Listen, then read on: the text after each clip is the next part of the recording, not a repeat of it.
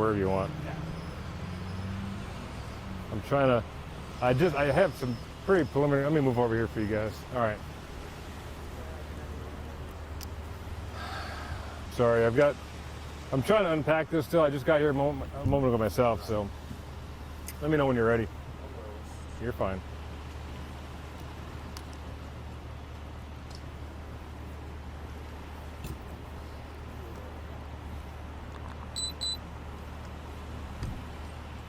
Give us a mic check by saying your name. Yeah, Captain Richard Meulenberg. Sir. Got it? Good? Good? Everybody good? You ready? Yep. Is that close enough, or? Yeah. I mean, I don't want to move too much. You Captain, good? Can you tell us if the family's been notified first? No, I have not. Can you just run through what happened? Yeah, I'm waiting for him to get geared up. You ready? Okay. I'll give you the basics first. Is Captain Richard Meulenberg, Meulenberg. What I can tell you is a very short time ago, we had a fatality collision right behind us here at 68th and Memorial. What had happened was there was a 15-year-old and 14-year-old who were driving a stolen car. The car was taken from 61st and Peoria area, and we got a notification through our flock system that the car was in this area. So officers started converging in this area to find the vehicle. We did find the vehicle just south here at 73rd and Memorial. At that time, there were 3 juveniles that were inside the car, and they were running around the complex. I'll wait for the truck to pass here.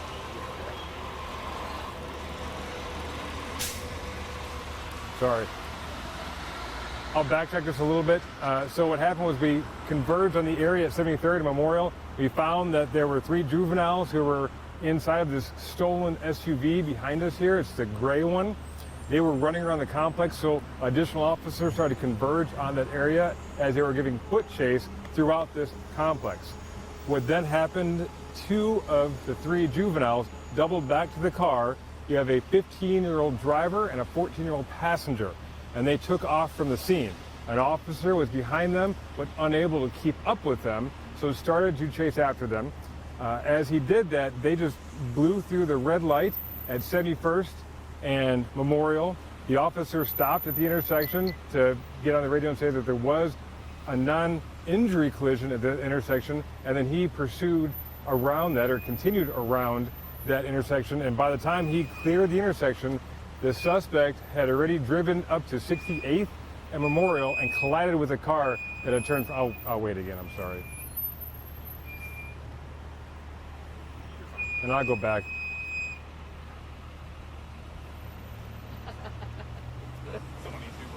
Yeah, let me go back a little bit just in case. So as the officer was clearing the intersection at 71st and Memorial, the suspect vehicle being driven by the 15-year-old had already, at a high rate of speed, continued north on Memorial, colliding with the vehicle turning left here. Now, the vehicle that turned had and forgive me, a 21-year-old male driver and a 22-year-old male passenger. The 22-year-old male passenger died here at the scene. The 21-year-old is in critical condition at a local hospital.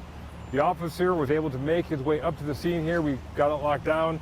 Both the 15-year-old and the 14-year-old suspects are in custody at this time, but they are juveniles, so we have to treat this slightly differently. So I don't know the exact charges at this time, but they are in custody based on their actions. You know, they're driving a stolen car, and they decided to take off on Memorial. They caused this horrific accident here at 68th, just in front of the entrance to the Walmart. Can they be charged? I know it's too soon to say right now, but could a juvenile be charged with vehicular homicide in this situation? We'd have to look at all the facts of the case. This is going to be something that the district attorney's office will determine if this falls under a youthful offender statute. So we have to look more into the stolen car, what they were running from, if there's other crimes involved. But they can absolutely be charged as youthful offenders if the criteria is met. Were they injured in the crash? If they were injured, it's non-life-threatening. They were not transported. They were arrested here at the scene. So did you just get like a call about the stolen car today? So, and if so, when was that? So the report was provided yesterday, the stolen car. The stolen car was stolen yesterday from the 61st and Peoria area, and then it was entered into the system. So we received a notification, one of our flock notifications, that the stolen car was in this area. As officers got to the area, they found the car down here at 73rd and Memorial, And first, there was a foot chase around that area, and they had gotten back into the stolen car and continued driving off. Where was that? Was it one of 73rd these- Memorial. Right at that parking. Sure, I'm not exactly sure what's down there, but it's across from the Taco Bell, from what I understand. And this car was turning left and then ricocheted across the street? So I'm not exactly sure. I do know that the victim vehicle was turning left. So I don't know if they're coming south Memorial, but it looked as though they were coming south Memorial and turned this way, south into the 68th Street. And then the suspect vehicle was driving northbound and hit them on the side. How long did the foot chase take? I don't know. It all happened very, very quickly. So they were chasing the car around the suspects on foot around this area, 73rd, and then as they were chasing them, two of the suspects got back into the car and took off with the car. You said 76? 73rd. 73rd is what the foot chase was. That's right. And it was a 21-year-old driver and a 22-year-old passenger, and the 22-year-old passenger died? The 22-year-old passenger is deceased, and the 21-year-old driver is in critical condition. Did you say whether or not these kids were male or female? 15? I didn't say. So right now, based on their age, we're trying to do the best we can as we deal with juveniles, because there's juvenile crimes and prosecution are kind of touchy. So they shouldn't have been driving the car for a myriad of reasons. Were they licensed? You can't be licensed at 15 to drive a vehicle.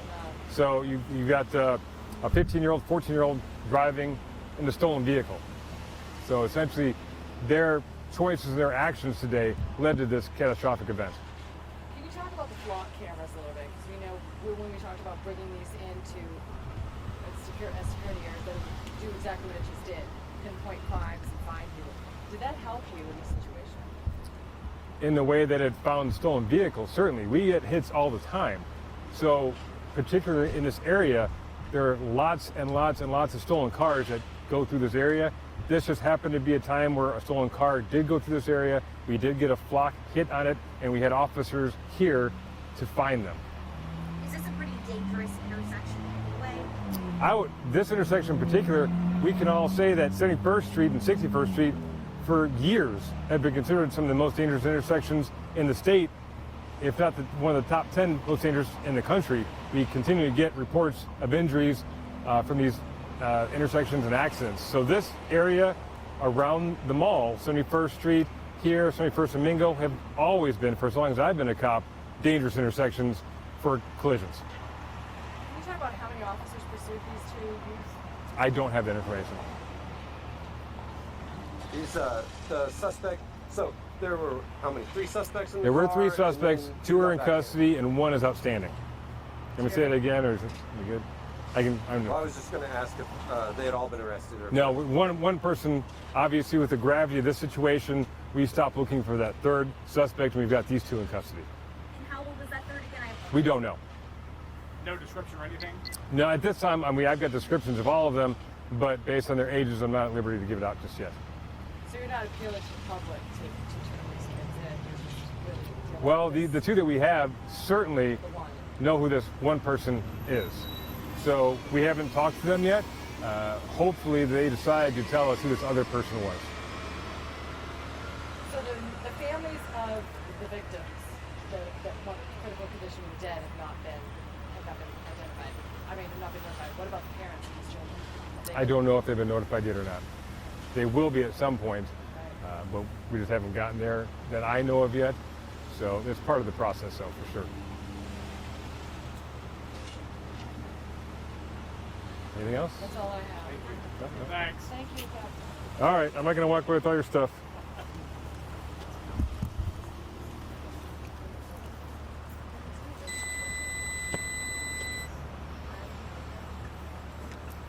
All right, you guys have a number if you need anything. We'll go here.